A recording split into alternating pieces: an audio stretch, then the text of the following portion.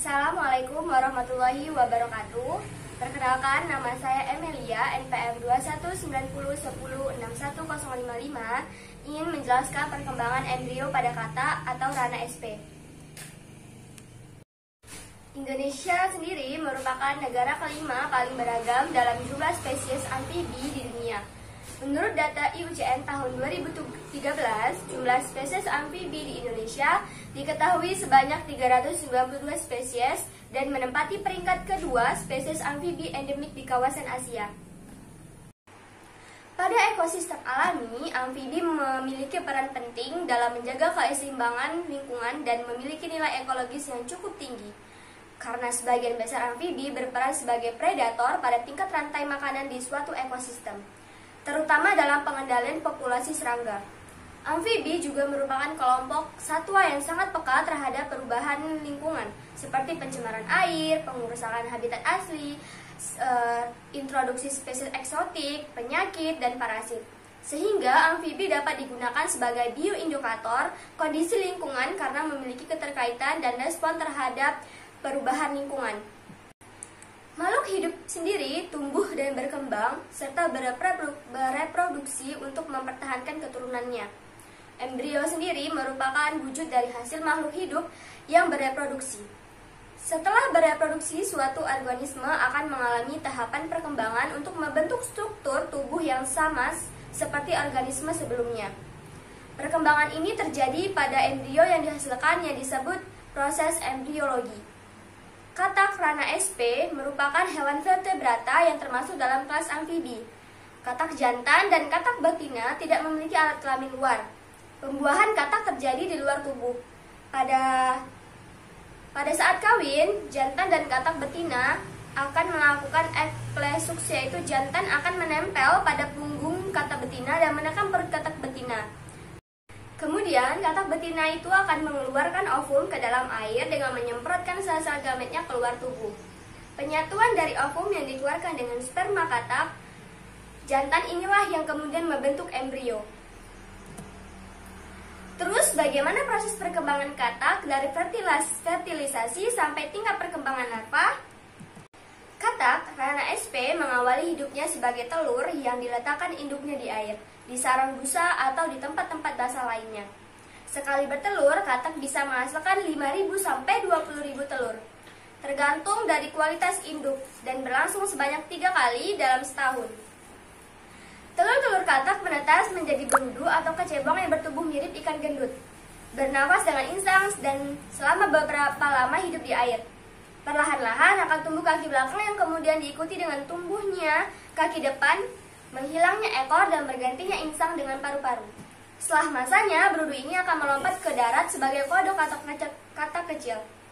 Sebelum menjadi berudu, katak akan mengalami perkembangan pada embrionya. Embriogenesis adalah pembentukan dan perkembangan embrio. Proses ini merupakan tahapan perkembangan sel setelah mengalami pembuahan atau fertilisasi. Embriogenesis meliputi pembelahan sel dan pengaturan di tingkat sel. Pembelahan awal yang terjadi pada embrio katak bersifat sinkron atau bersamaan waktunya, namun membentuk struktur yang asimetris. Perbedaan pembelahan inilah yang dipengaruhi oleh kutub yang terjadi pada sel embrio hewan, yaitu kutub animal dan kutub vegetal. Pada katak, bagian kutub vegetal yang berisi kuning telur terdapat dalam jumlah yang lebih sedikit atau membelah lebih sedikit. Pembelahan pertama pada katak Rana SP dimulai pada kutub anima dan secara perlahan bergerak menuju daerah vegetatif dan membagi dua sabit kelabu ini terlihat pada stadium kedua, di mana telur yang telah dibuahi dan pada tingkat ini terbentuk membran pembuahan berbentuk bulan sabit dan berwarna abu-abu yang disebut gray crescent. Gray crescent membelah dan terbagi menjadi dua bagian yang sama besar. Dua buah blastoma yang terbentuk memiliki bagian polus animalis dan vegetativus. Ini terjadi pada stadium ketiga.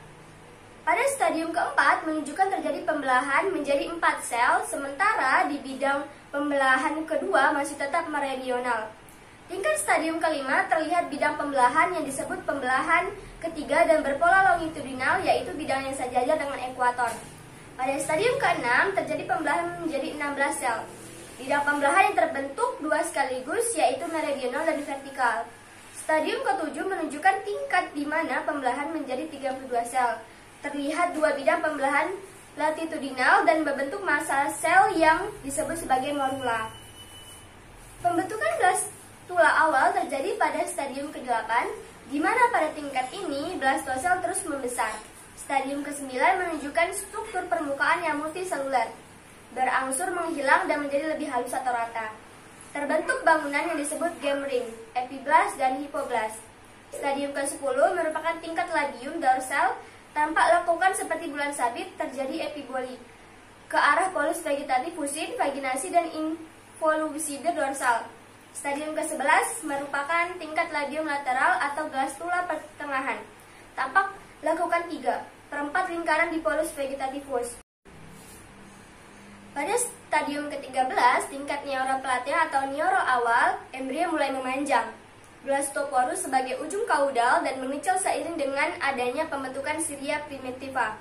Merupakan tingkat neural pertengahan yang terlihat pada stadium ke-14. Di dorsal terdapat peninggian sepasang torus medularis atau neural fold. Stadium berikutnya terlihat torus medularis mengalami peleburan menjadi satu dan membentuk kristal neuralis. Selanjutnya stadium ke-16 merupakan radition atau neurula akhir.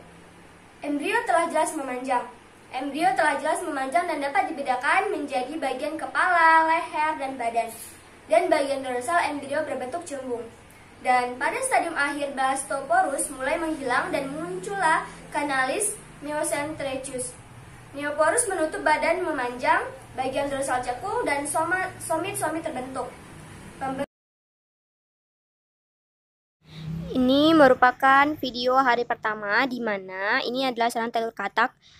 Kodok betina dan kodok jantan memanjat ke lokasi bersarang, tempat sang betina mengeluarkan cairan, mengocoknya hingga berbusa lalu memasukkan telurnya ke dalam sarang ini. Ini merupakan video hari kedua di mana belum terjadi apa-apa, masih sama seperti hari sebelumnya. Ini adalah telur katak yang sudah meninggalkan sarang dan mencemplung ke dalam air. Kita lihat ya, terdapat bintik-bintik hitam di dalam telur yang merupakan calon berudu. Telur kataknya ini bentuknya seperti jeli atau mungkin lebih mirip dengan biji buah selasi. Telur mengalami perubahan secara mandiri tanpa harus ditunggu induknya. Ini merupakan video di mana telur-telur tadi setelah menetas maka akan menjadi kecebong. Sudah nampak ya, pada kecebongnya itu ada ekor dan kecebong tersebut tuh berwarna hitam. Dan air pada video ini tuh sedikit keruh atau berwarna kuning. Ini merupakan video pengamatan di hari ke-7 sampai dengan hari ke-10. Kita lihat di sini bahwa tidak ada perubahan yang signifikan, tetapi sudah terlihat pertumbuhan insang pada kecebong atau berudu. Warna airnya sedikit lebih keruh daripada hari sebelumnya dan cangkang dari telurnya tadi terlihat sudah semakin mengempes dari hari sebelumnya. Ini merupakan video pengamatan di hari ke-11 sampai dengan hari ke-13. Terlihat cangkang telur yang mengempes karena kecebong akan memakan cangkangnya sendiri. Warna dari airnya sudah terlihat sangat kuning dan ekor dari kecebongnya itu terlihat lebih panjang. Ini merupakan video pengamatan di hari 14 sampai dengan hari ke-15. Cangkang telur terlihat semakin mengempes, warna air keruh, dan ekor pada berudu sedikit lebih panjang dari hari sebelumnya. Tidak ada perubahan yang terlalu signifikan yang terjadi pada pertumbuhan dan perkembangan telur katak ini. Ini merupakan video pengamatan di hari ke-16 sampai hari ke-17, di mana pertumbuhan dan perkembangan kecebong atau berudu masih sama dengan hari sebelumnya. Terlihat air berwarna sangat keruh dan timbullah busa-busa di permukaan air, dan sarang telurnya itu terlihat sangat-sangat mengecil karena dimakan oleh kecebong atau berudunya ini. Ini merupakan video di hari pengamatan pada hari ke-18 sampai dengan hari 20. Terlihat cangkang sangat-sangat sedikit dan terlihat juga pada berudunya itu terdapat insang dan mengalami pertumbuhan-pertumbuhan yang lain. dan ekornya terlihat sudah sangat panjang. Nah, itulah perkembangan embrio pada katak atau ranah SP. Sekian dan terima kasih. Semoga dapat bermanfaat untuk teman-teman yang lain.